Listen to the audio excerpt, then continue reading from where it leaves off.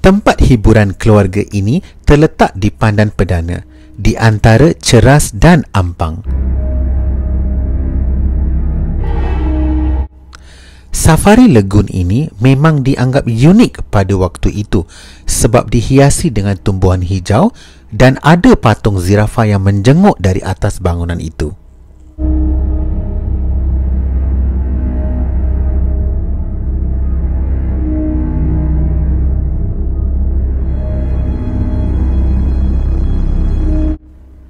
Walaupun mendapat sambutan yang sangat meriah daripada orang ramai, terutamanya daripada penduduk Lembah Klang, tetapi Safari Lagoon telah dilanda masalah besar pada tahun 2007.